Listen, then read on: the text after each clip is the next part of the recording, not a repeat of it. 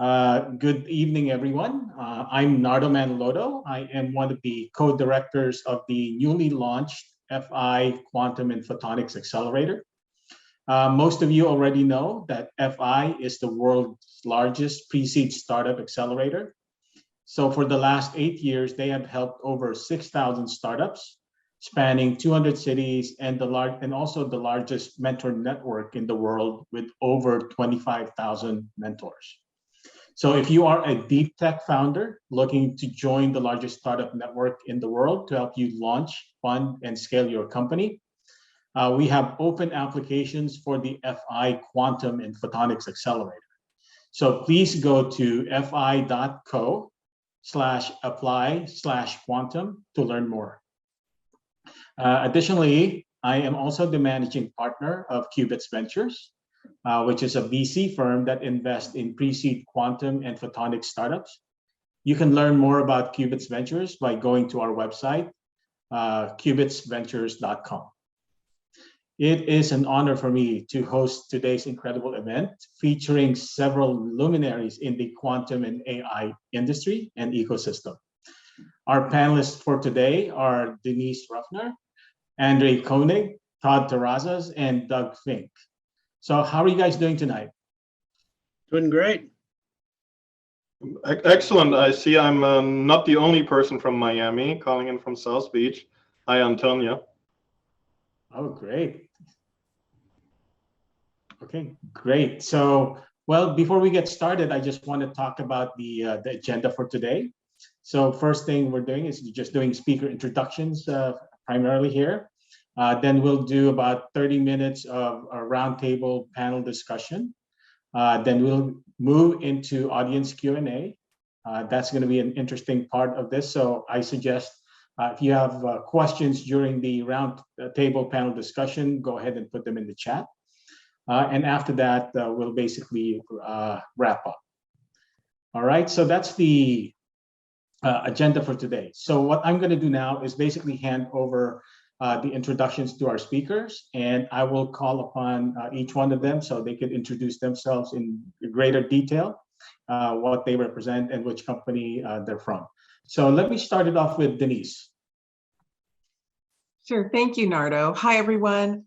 Denise Ruffner. I live in Pasadena. I think a lot of us are Southern Californians, at least speaking tonight. I love all the international people.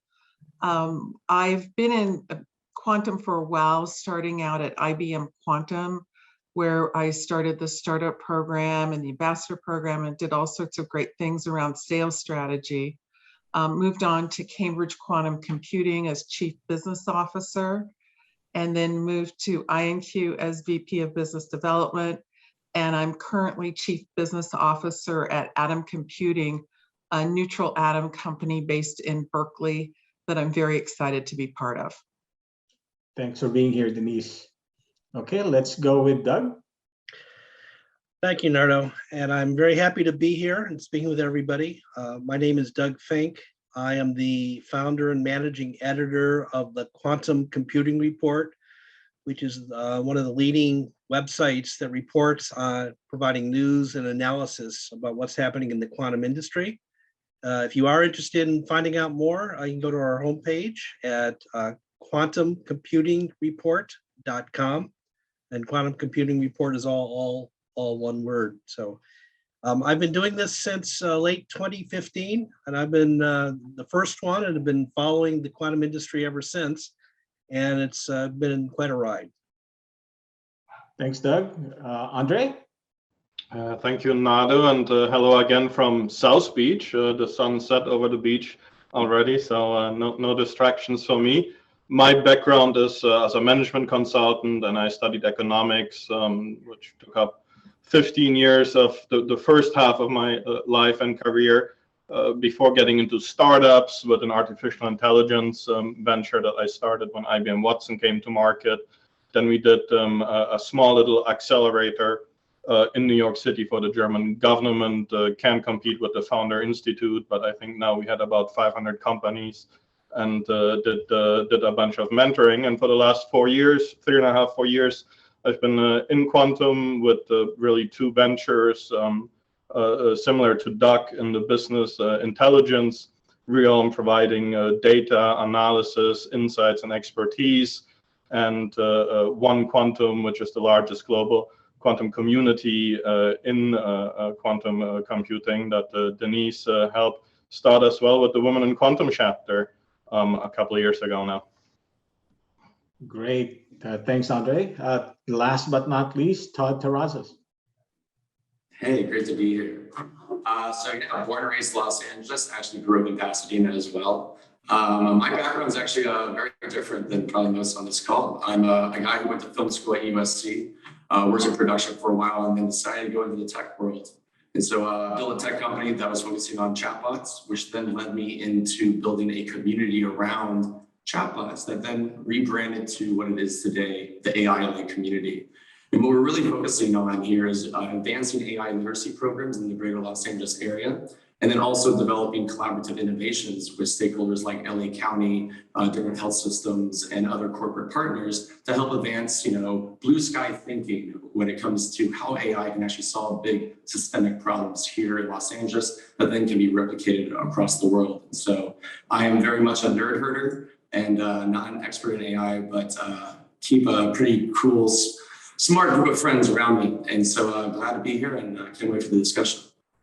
Okay, well, like I told you guys, we have 4 luminaries here, and they have all deep experience in creating tech ecosystems with their own respective rights here. So I'm going to start it off with my first question. So each of you are pretty much ecosystem builders. I mean, big ones, big ecosystems. Can you give us a description of the ecosystem you built and how you managed to make it thrive? Well, maybe I could start. And, I would first point out that the quantum ecosystem is actually very complex these days. There's hardware companies, there's software companies, there's universities, there's government labs, there's partnerships all over the place. And then you have, of course, the venture capitalists, you have people who provide services like consulting. The way I see what I do is help provide a map for people in terms of helping them navigate the ecosystem and figuring out who's doing what. So I do that by publishing news and just helping people become more intelligent. And for the industry to thrive, I think it's important for new startups to know who the potential competitors are and what they're doing, what new product announcements are. Investors to know who's doing what, and that's what I try to do is help people out just with information. So I'll jump in and echo how valuable I feel the quantum computing report is as a resource, and it's really good in this industry to get context and see who all the different players are. So I use it quite a bit. So thank you, Doug. I use it quite a bit. I'm always looking up, oh, what's this? And it's all the information is in there and organized very beautifully. So big plug for the quantum computing report. In terms of the ecosystem kind of that I've worked on has been with André. Together we started the OneQuantum organization as well as a group called Women in Quantum. And Women in Quantum has blossomed to probably over 9,000 members worldwide in over 40 countries. And it's something we're quite proud of, where we do different meetings. We've been doing a lot of in-person virtual meetings or at events, as well as we've had summits and career fairs and scholarships and annual awards. So it's something where we're promoting diversity in the quantum ecosystem and trying to give people resources and mentoring and networks to help them move along in their careers. And I will just add, Nardo, to your question about ecosystem. Ecosystem and community are 2 very different things for me. Ecosystem is, I mentioned Doug and I, our work earlier. Our job to create this map of the ecosystem, bring data and analysis. And what I'm most interested in is the international collaboration or the challenges around that. and we see more and more as the world evolves across borders and across oceans, being originally from Europe and now having lived here in the US for the last 20 years. So the ecosystem, and overall it's still very small. We try to count the startups and other vendors. There are about 500, 550 of them. The investment dollars are still very small, right? We now see these big SPAC deals and larger venture capital rounds, but overall that is all still very small. What is very significant and very impressive is government engagement and priorities and dollars, where national leaders are putting really not just money behind it, but a lot of priority and attention. And I think you'll be asking about the new White House, the directives later, which is a great example for that. And on the other hand, you have community, right? And community is, as Denise said, how do you build a platform and offer an opportunity for everyone and bring diversity and equality to quantum, which is a challenge because it's a sport dominated by a very specific demographic, and opening it up and broadening access to it is a hard job to do. Thanks for your view on that, André. And Todd, you're a big community and ecosystem builder as well. So would love to listen to your thoughts. Yeah, definitely. I mean, being here in Los Angeles, right, we're, multicultural, mosaic, really, right? I think there's over 200 languages spoken here. And obviously we're a very large city and a county. For us, yeah, it's all been around, AI is very representative of who's building it and the data that's being used to train those models, right? And so for us, it's all about education. So when we started AI Lake Community 6 years ago, it was very much just, meetup groups. It was bringing people together through events. We did it very consistently, right? I think that's what really builds trust, right? Is having consistency. And so we used to do events every third Thursday and every second Tuesday. And through doing this, we were able to talk about AI and a number of different industries and a number of different type of topics. And so what was really fascinating was that actually even the healthcare people were like, this is amazing. They're so bored about going to their own industry, talking about the same old things. There's a lot of, transfer knowledge that can actually come from entertainment media or from, the finance industry or a number of other different industries, right? Where they've been already using these types of algorithms in a day-to-day out in production, and how can they actually maybe leverage that in their own industry? And so for us, yeah, we came out as a community organization first. And right now we're maturing more into this ecosystem builder where we're really connecting the dots from local governments, corporations that are here, the startup community, and then of course, all the research institutions that make up Los Angeles. And so it's been a fun road, and 6 years doing this, right? You get to meet a lot of different types of characters.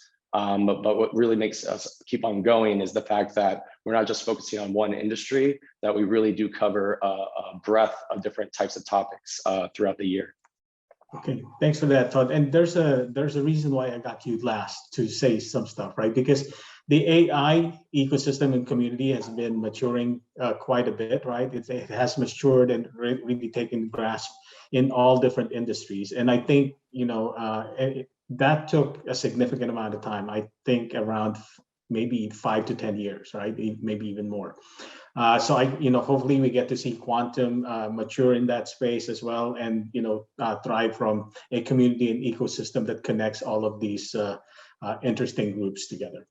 So let me switch over, and basically, in talking about ecosystems and communities, there are also ecosystems happening in different countries, right? So China is doing its stuff, Australia, Canada, Europe, UK, they're all doing a lot of things in quantum and advancing in what they're doing there. So my question to you all is, how do you think the US is doing in advancing quantum technologies compared to the rest of the world? Well, I'll jump on it first as the European. I think you have to look at it from a few different angles. First of all, quantum has many different technologies and products, right? Most people talk about quantum computing when they talk about quantum, but you also have quantum sensing, quantum security, quantum communications, and different countries put different emphasis on different priorities. The US has been historically very quantum computing heavy, at least when it comes to the commercial side of what IBM, Google, Denise at Atom, and all the big startups are doing. Other countries in Europe, for example, the Netherlands, very, very strong on quantum communications, which is what we think to be the case for China, who has spent so far the most amount of government grants on quantum as well. So different countries have different priorities. I think all of that is starting to converge. Different countries have different types of commercial maturity. You don't have IBM, Google, Amazon in Germany, in France, and in China you do have Baidu and Tencent active, but you don't have the same maturity of commercialization. It is still really more about the research and the development. However, if you look at the basic research and if you look at the ecosystems around this research, some of these international markets are very, very strong. And I think the leadership position is not yet decided. It's still up for grabs. Yeah, one thing I'd like to add is, you see these articles every now and then that sort of position US versus China, but I think they're ignoring the Europeans. The Europeans are very, very strong.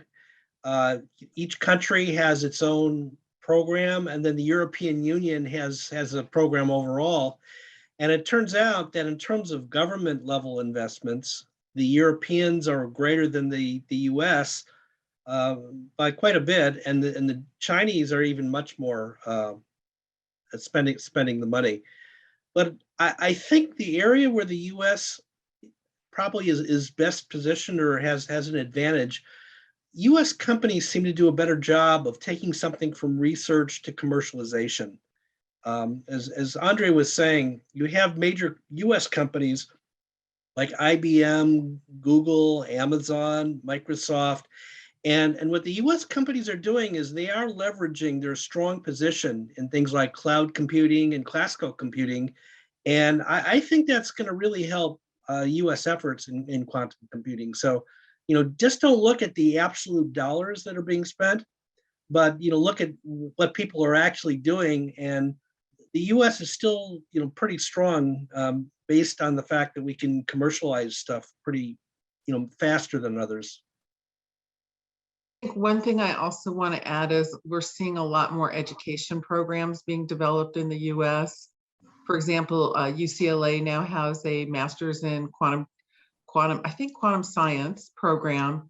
So we're also, I think the US is also, as many other countries, but is looking very carefully at how we can educate more people to create the quantum workforce of the future. Okay, and Todd, when it comes to AI, I know there's a big intersection with quantum and AI. So are you seeing? So I think you're probably seeing the US leading the AI race, or where do you think we stand from an AI standpoint? It's very much a China winning us and like kicking our ass, actually, right? Just the fact that they have so much data on their citizens, they are. Yeah, they have more freedoms, or not freedoms, but they have more abilities to really capture a lot more data than American companies can right now. And so actually, we're really seeing us trying to get our government in place. I know there's our new, what was it, Lynn Parker, I forgot her title in the White House, but she's leading an effort around the AI division there. And there's a lot of different other organizations, but yeah, no way in heck is the United States actually leading the effort within the AI. Is very much a foreign government like China, just based on the pure fact that they have control over the data sets. Okay, well, it sounds like it's unanimous. But anyhow, so are we doing enough? You feel like this is geared towards all our panelists here. Are we doing enough at the institutional and corporate level and private level for the US ecosystem to compete with the international players? I'll answer. I think that we can always do more. I think that there's a shortage of people to hire. So I think we can always do more in education as well as more in funding. So I think we can always use more help. And I'd love to hear Doug's point of view on that.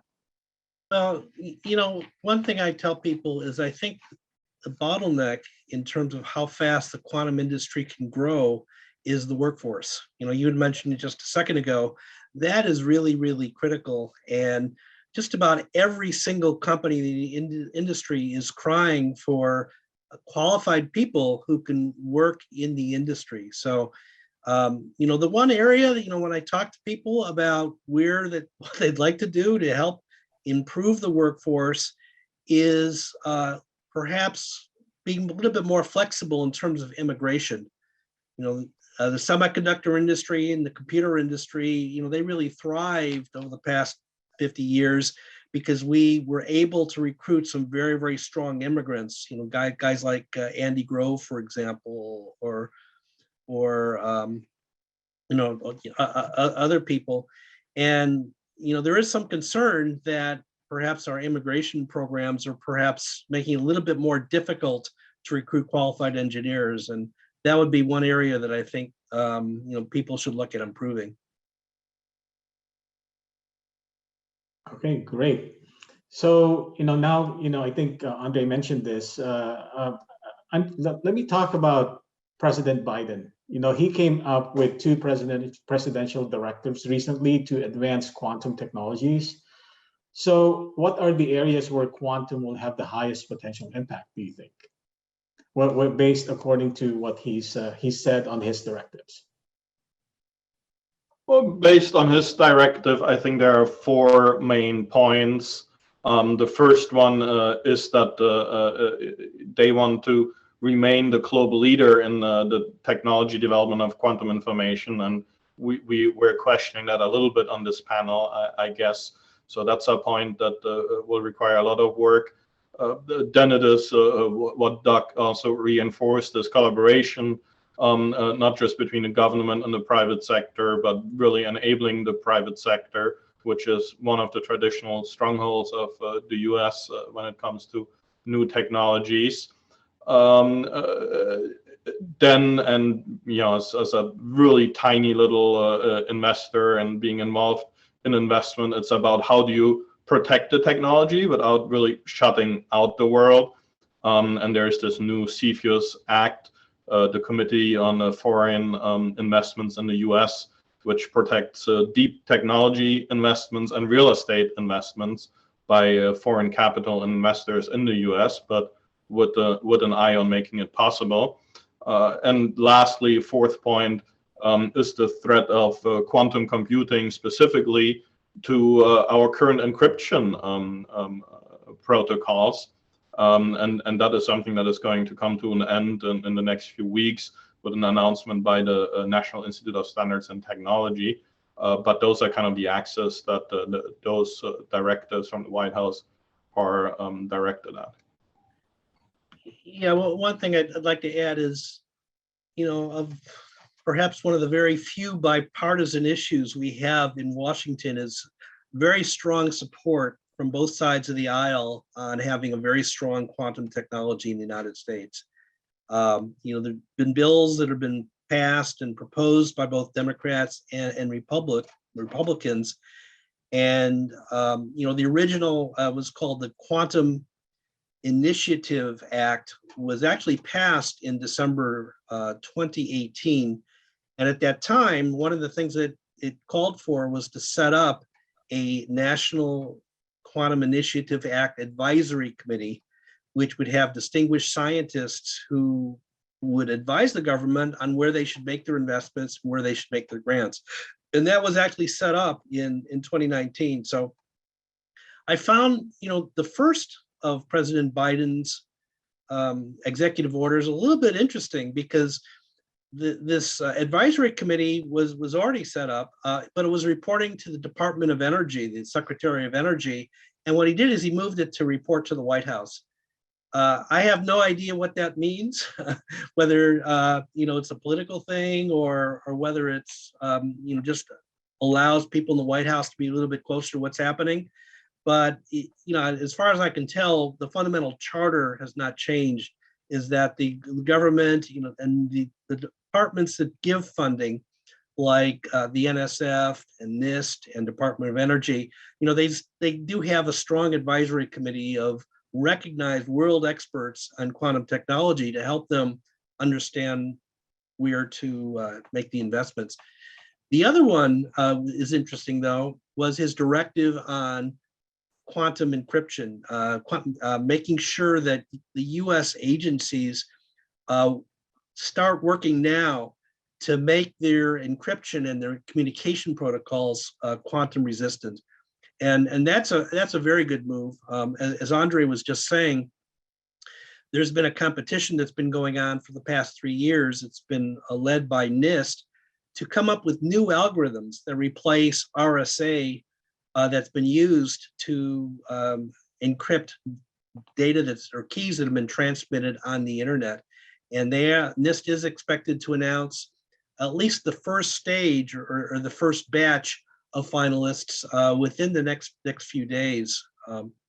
And Biden wants the government agencies to jump on that, because we are concerned about cybersecurity and the fact that even though a quantum computer may not be powerful enough for another 10 years to be able to break the encryption, the communications that's happening right now, people would be able to intercept the messages today, store them on a hard drive for 10 years, and then decrypt it. And certain pieces of data like health data or plans for a military type of weapon of some type, that could still be valuable. But it's also a lesson not only for the government sector, but also the commercial sector too. And that's one of the things I'm also advising people commercially is they should start working on their plans right now to make this upgrade, because it will be a very, very large change in our digital infrastructure. And it's going to take 10 years. And we're going to have to upgrade tens of billions of devices over the next 10 to 15 years to make them quantum resistant.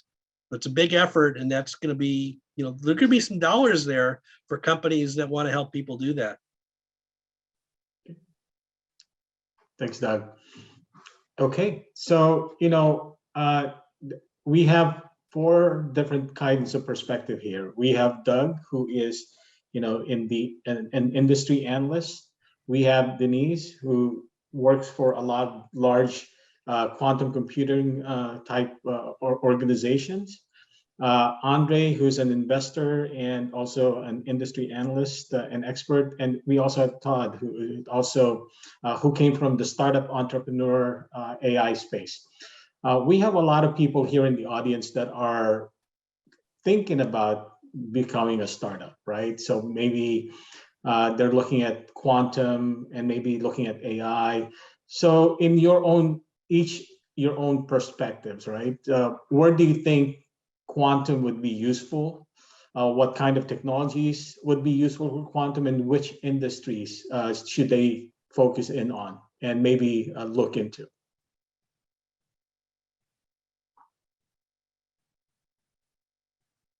Can I call on Denise first? Sure. Good question. As everybody in the audience is probably aware, quantum computers are still very small in size. And so it will be a while before we can really see their impact on applications.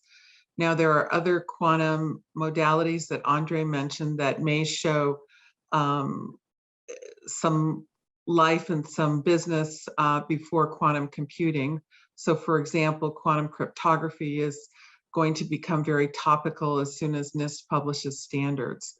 But for quantum computing, there's a lot of speculation on which application type will be the one that will show advantage or show value to a corporation first.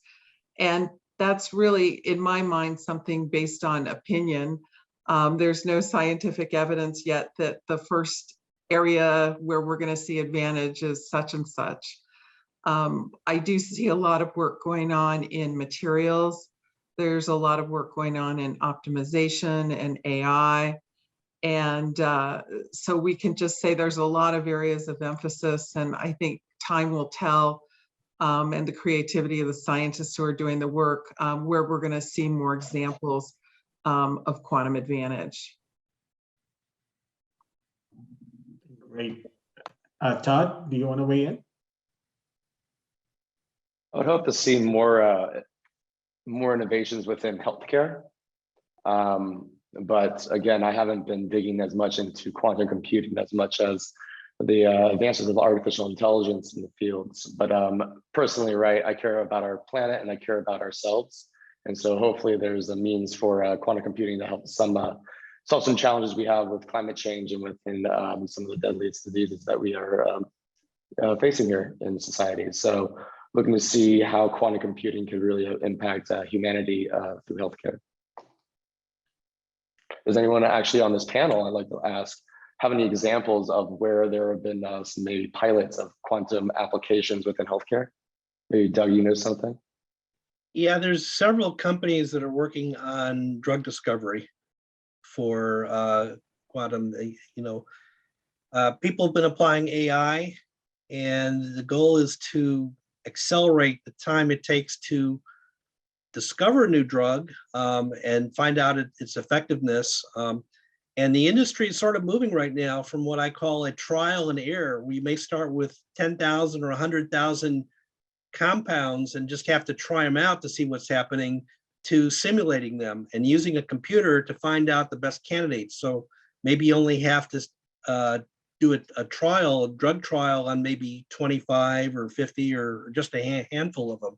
But there are other areas where healthcare is important. I would point out that every time you do an MRI, that relies on quantum sensors today.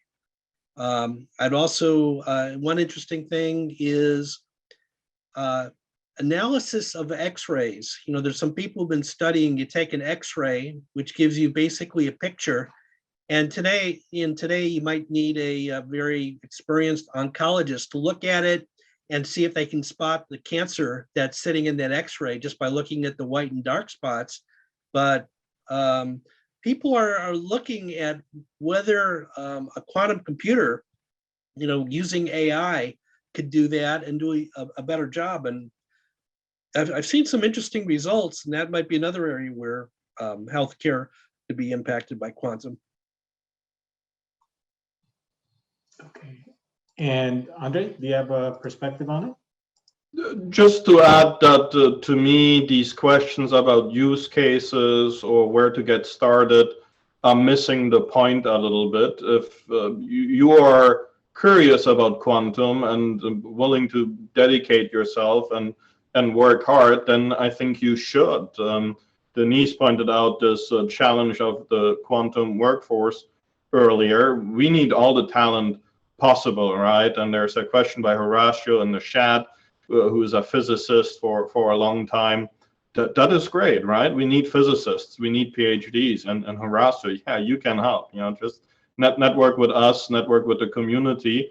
But you don't have to be a PhD, you don't have to be a physicist, and you don't need to have a use case in healthcare, as Doug just rightfully described, which is a great application. At this point, really, we need all the resources and all the help that we can get. Jovan is asking, Finland versus the US, what country would you recommend to get started? Again, just get started. Finland has an amazing, tiny little startup ecosystem in quantum, but extremely powerful, extremely well funded, extremely well connected. And that's the case for Canada, for Uruguay, for Germany, for France, for Switzerland, for Israel, for Japan, for so many places, and others are adding to that list every few weeks. So if you're serious about quantum, just get into it. Yeah, thanks for that, André. To me, I'm really interested in seeing the impact of quantum in healthcare. Just having a big background, I recently presented to several groups, QEDC, regarding quantum in healthcare and life sciences. There's definitely a lot of things in the quantum sensing side of things that would provide quite a bit of benefit in these areas. So I'm pretty bullish on that one, and hopefully we get to see something in the healthcare space coming out soon. So let me turn over to the audience and see if we can get some of their questions answered here. So we have a question. Can you compare the pros and cons of neutral atom quantum computing versus ion trap quantum computing? Who can take that one on?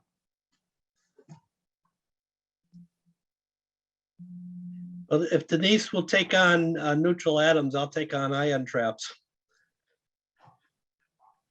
That's a deal. Okay. Go ahead, dude. Oh, you want me to do neutral atoms? I go You first. first, yes. Okay.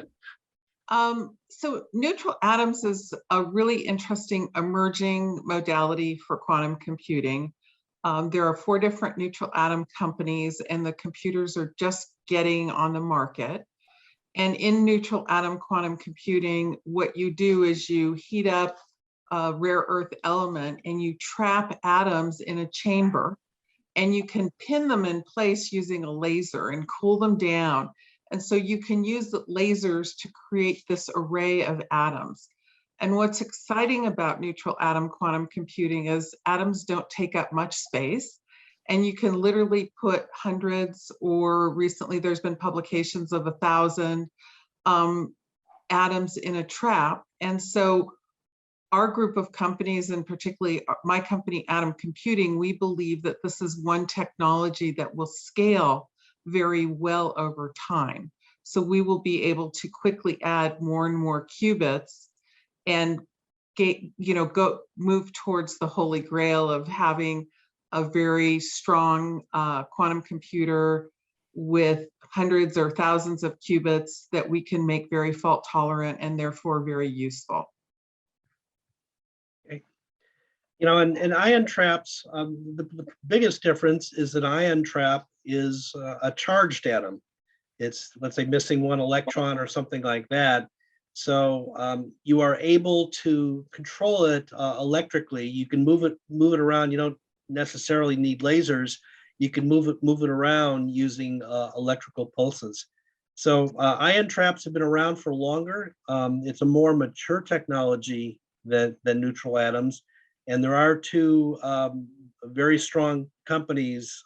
One is actually a public company called IonQ, which just went public a few months ago in a SPAC transaction, but they have a lot of money in their treasury right now to develop that technology. And then another tech company is called Quantum, which was actually a merger of the Honeywell Quantum Solutions. So they have a lot of technology that they originally developed with the Honeywell Corporation, which is a 100-year-old plus corporation that's involved in a lot of things. So they've been aggressively working on developing quantum technology. So both of those, there's some very strong companies that are perhaps a little bit more mature, but like all technologies, it's going to take a while to figure out which one is going to dominate.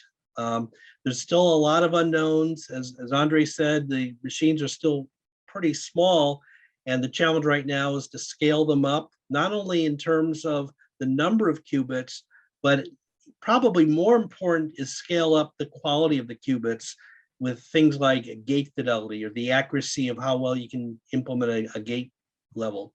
So, but both are very valuable technologies, and I don't think anyone on this panel would be willing to say which one's going to win out 10 years from now.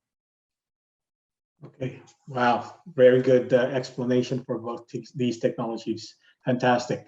Another question from the audience is quantum data transfer, quantum entanglement, or QKD anywhere near commercial use? Absolutely. We count a little over 100 startups in this overall quantum security space. Some of these larger providers, Doug just mentioned Quantum made projections of something like a $2 billion revenue potential in quantum security over the next few years.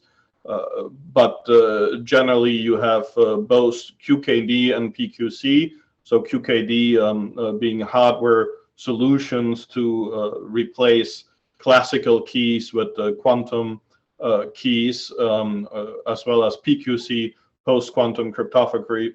I always struggle with this word, but you know what I mean.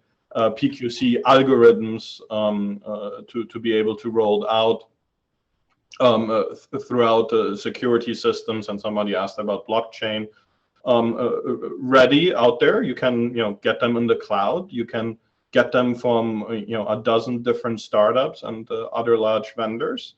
It is a market that is again smaller than quantum computing, but probably a little more mature because it doesn't have this technological and hardware complexity of building a large scale, potentially even fault tolerant quantum computer. So it is a market that is a lot more mature and near term than some of these others in quantum.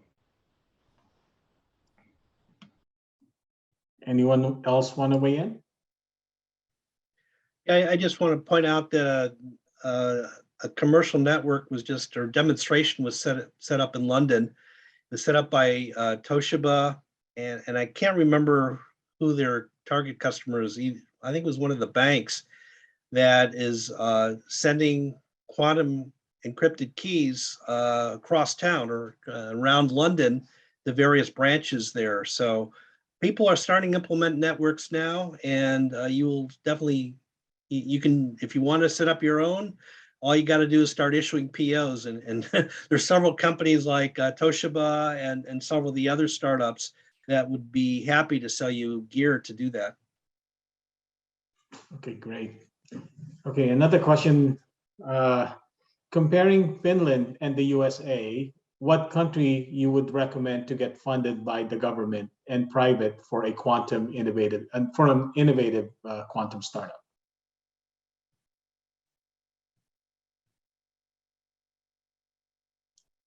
Denise, you're in mute. Oh, I was reading the question. So Finland versus the USA, what country would I recommend to start up and get government funds? I don't have a good grasp on government funds in Finland. Doug or André, do you have any About ideas? 600 million in Finland. Okay. Versus in the US, the funding is? We're getting close to 3 billion, Doug? Yeah, I mean, it depends on whether you count private funds as well as government funds. But it could be more than that, actually, if you include private funds. And Todd, you come from the AI space. Do you feel like from an AI standpoint, we have more of an advantage from a government funding standpoint, or other countries have the advantage? You're saying if the United States has a more of an advantage with government funding compared to others? Mm-hmm. Is that great what you see question. from an AI perspective?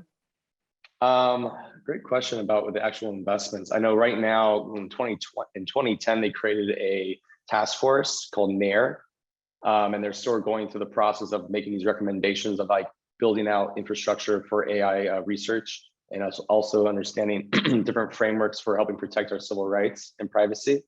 And so we're in motion. Has any of that money, I don't know necessarily if any of the money has been allocated or there actually is a full budget. But right now, United States definitely in the last 2 years has been developing a task force to understand how they would build such a blueprint for our AI infrastructure for the United States. So I actually would maybe say, speculate that we are still behind compared to some other foreign governments when it comes to the investment in the infrastructure. Okay, thanks. Okay, let me move on to another question here. This one is about, okay, let me just read it off. In addition to the push for commercial applications of quantum computing and information security interest, is there any funding for using quantum computing to help understand quantum foundations? Can it help here?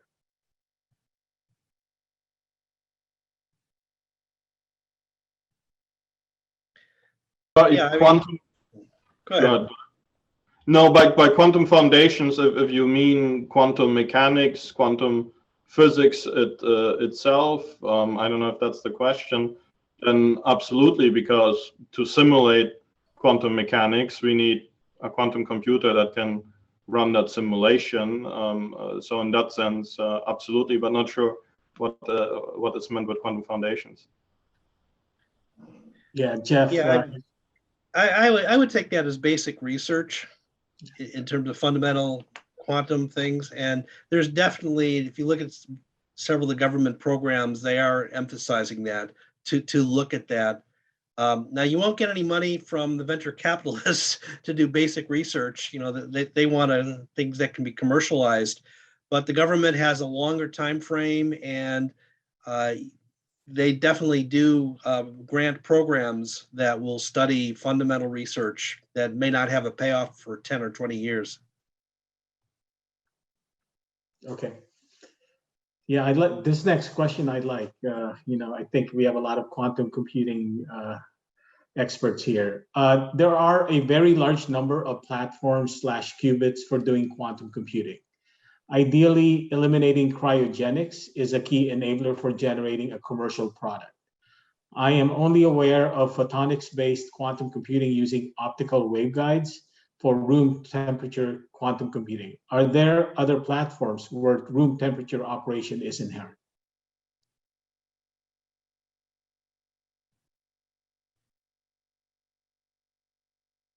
Well, Denise, neutral atoms don't require cryogenics, do they? And you're on mute. Right, I was just unmuting and smiling. Neutral atoms don't require cryogenics. But as we expand, it's again hard because as you expand in terms of the number of qubits and you expand these systems, we don't fully know that it's going to be perfectly without cryogenics. Now, the cryogenics that we're seeing in superconducting with the huge dilution refrigerators, we're not going to see in neutral atoms for sure. But there will be probably there will be some cooling involved, I think, as the size of the number of atoms we have in our trap increases. Now, there is a lot of cooling that can be done by lasers. So generally, that can be still a room temperature device. Yeah, you know, one thing that if you look at pictures of quantum computers, you see these crazy things that look like chandeliers almost. And those are called dilution refrigerators. And they're used with the superconducting systems like IBM and Rigetti and Google use. Those are very, very expensive, in the hundreds of thousands of dollars or millions of dollars, because they cool the chip down to 15 millikelvin. So that's 15 thousandths of a degree above absolute zero, which is orders of magnitude colder than outer space. Now, there are some systems that don't need quite that level of cooling. They need, let's say, 2 or 3 Kelvin. And you may not think that that's not a big difference, but in fact it is, because 2 or 3 Kelvin you can cool with liquid helium. And there you could come up with a refrigerator that is maybe a few tens of thousands of dollars. So it's much, much cheaper. But there are, you know, many technologies can either use that or even room temperature. NV Diamond is another example of something that can run at room temperature. We talked about photonics. The ion traps don't need these dilution refrigerators. So it is, you know, it is something to watch, in that if someone can come up with 2 systems, one that requires a dilution refrigerator and one that doesn't require a dilution refrigerator, and all else being equal, the one that doesn't require it is going to have a tremendous cost advantage and will probably win out. Okay, so there's actually a lot more options on the room temperature side now as well, right? So that's definitely good news there. So what milestone does the quantum industry need to hit to feel confident that the universal fault-tolerant quantum computing will be achieved? If we've already hit those milestones, what are they? I don't think that too many people are thinking about fault-tolerant quantum computing today. We're all very busy building these NISQ error machines, and some people are starting to come up with, nomenclature and labels for what the era after that might be, where we start to enter some sort of quantum advantage, but still not the fault tolerant regime. And I think that that keeps all of us very busy, from the basic science and research through the product engineering and the sales and marketing side. On the fault tolerant computing regime side, it's still a question of what qubit, what architecture modality will actually be best suited to deliver on that. There are companies out there like Quantum that use photonics. Somebody mentioned it in the chat, that make a claim to being able to do that, and they haven't proven that despite making progress, and that's still years out. Personally, I think it's still really a matter of discovering what the best way actually would be to build a fault-tolerant quantum computer before starting to do that. So milestones, personally, I don't see many yet when it comes to fault-tolerant. It is really more about milestones to make the current NISQ-era computers, and as we're scaling them to hundreds and thousands of qubits over the next few years, valuable and effective. Thanks, André. There's a question here that related to AI and NLP here. So I'll read this out, Todd, so you could respond to this as well. In this regard, when we think of optimization and AI, such as NLP use cases in healthcare, what are your thoughts on state of the art to interface with quantum processing? What hybrid architecture seems to be the best? That is way over my pay grade. So yeah, I can't personally speak to that. I know many people in my network that would be able to, but I just personally am not technical enough to actually understand how quantum computing plays a role in NLP. Yeah, I think there's a lot of, definitely a lot of interest in the areas of hybrid architecture, right? So getting classical computing and quantum computing to work together. And I've seen a lot of startups that are basically trying to generate quantum machine learning algorithms and classical AI machine learning algorithms, and trying to see which of these algorithms are best suited for quantum machine learning versus classical. So there's definitely a lot of these hybrid, quantum inspired type scenarios that are being tested upon and being done by some startups out there. So I think, in the world going forward, I feel like it's not going to be pure classical, it's not going to be pure quantum, it's going to be a hybrid scenario across the board as we adopt these different technologies. We're going to use more of the best of breed when it comes to adoption of AI and NLP into the quantum world.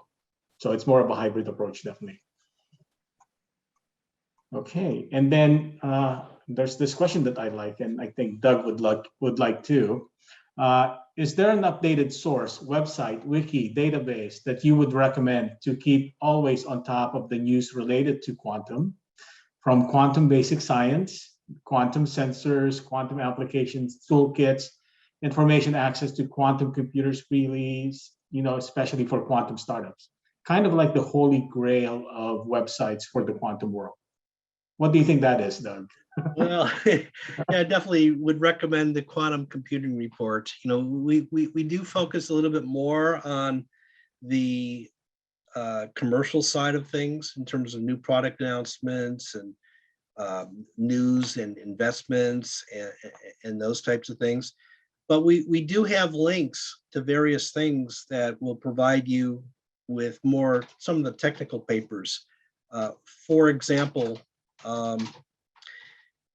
once a month, we run something called a research roundup, where one of the PhDs that we work with looks through all the interesting papers that have been happening over the past month, and we publish that. And we'll actually, later this week, we'll publish the May edition of that.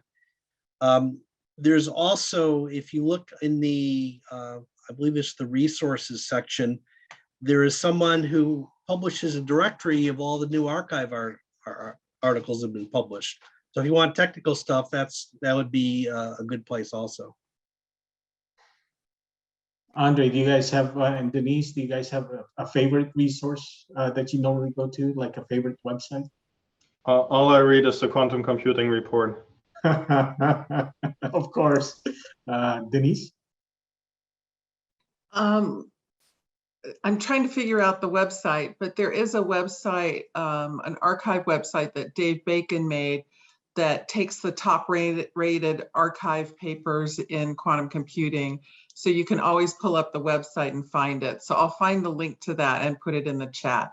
But that's one of the places I go to kind of see what's new, what's the latest and greatest paper.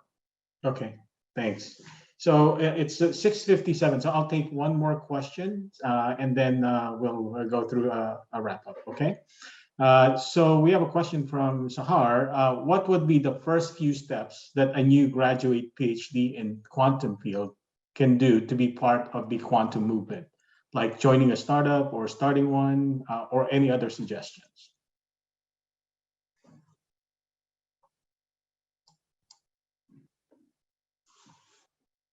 Well, one suggestion for me is I think you need to join one of the better communities out there called OneQuantum.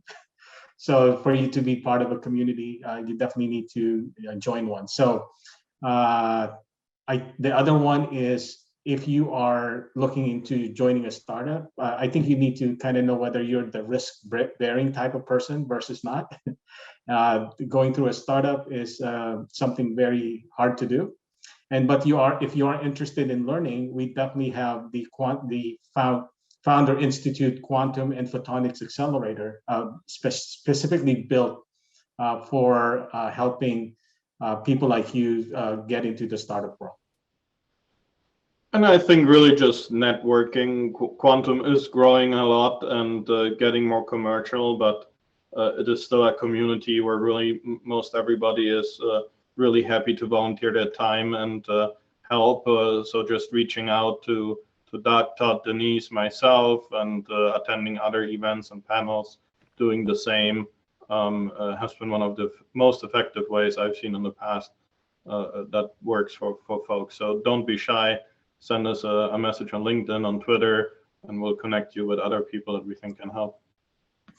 Yeah, and there are a lot of conferences on quantum that are happening. We now that we do some of these things live, you can network with people and talk to them with hallway conversations. So you can look them up. I have a page called Conferences, again, on the Quantum Computing Report, and you can see, where some of them, there's almost a new one every week. Okay, great. So let's wrap this up. I wanted to get, well, first of all, I wanted to get each of the speakers' last thoughts on this, and then we could definitely wrap it up. Doug, you want to go first?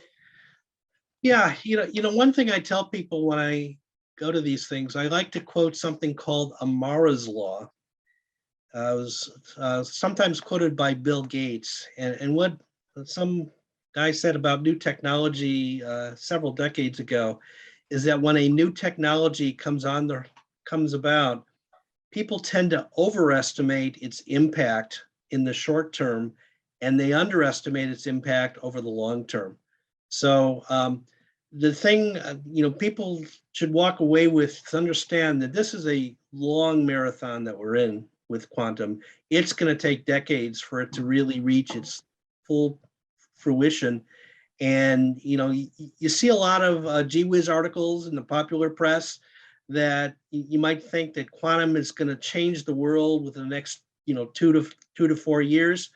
That's not going to happen. It's a very difficult technology, and it's going to take a while for the engineers and scientists to really be able to develop it such that it can really do some fundamental things. But when that happens, I think there'll be applications that we haven't even thought of. I like to say that, when John von Neumann invented the digital computer in the 1940s, I don't think he thought of it was going to be used for things like Facebook or Zoom meetings or or Bitcoin. So I think similar things will happen with quantum. There'll be things, 30, 40 years from now that people will be using quantum that we can't even imagine today. Absolutely. Venture capital investments in any type of startup last year totaled about 620 billion. 89 billion of that were in artificial intelligence and Todd. Just over 17 billion in blockchain. In quantum, we're just around 3 billion now on a yearly run rate, up from 1 billion and 300 million the year before that. We're at the very beginning, so don't overthink questions like use cases, this country versus that country, this startup versus another startup. All these things are important. The most important is to take the first step and get started, and everybody here is happy to help. And I think that was a great statement. Thanks, André. I think what I'll add is that in the early 80s, Richard Feynman talked about quantum computing and that, basically challenged scientists to come up and develop this technology. And as you guys know, Dr. Feynman is a local Pasadena Altadenan, so one of our Southern California brethren. But what's exciting is that we've shown that this can happen. We can build quantum computers. And now the challenge is taking our knowledge and building them to be very scalable and very useful. And I think Doug's point to, when you read articles, to take it with a grain of salt and really try to understand what's here and what's real today versus what's projected, because there's a huge difference. And so I always caution people to err on the side of being conservative. We've proven that quantum computing is here, and now it's all of our challenge to grow it and figure out how to best use it. Todd, any last words? Yeah, to piggyback on Denise and André, it's like, just get started, right? Get involved, whether quantum community or AI community, to start showing up to events that you can, start joining newsletters where, you get some information. Doug's publication, I'm for sure going to start subscribing to after this call. But yeah, when it comes to a perspective of AI, the reason what gets me going and keeps me going here in Los Angeles is obviously, one, great weather, but two, amazing people and connecting the dots, right? I'm in no way technical, but I hang out with very technical people, from PhDs to masters in neuroscience to computer science, and just hanging around these types of people, right, have really helped me get a better understanding of what is feasible today and what Hollywood, right, is kind of making us believe is coming up, right, where AI is going to be used for very malicious means and could take our jobs, right, and destroy our world. But it's really going to be, our community and us, leveraging these technologies for the social good. And I'm hoping that we focus more on how can quantum computing and AI be used for healthcare, or how can it be used to help save our planet, right, from climate change.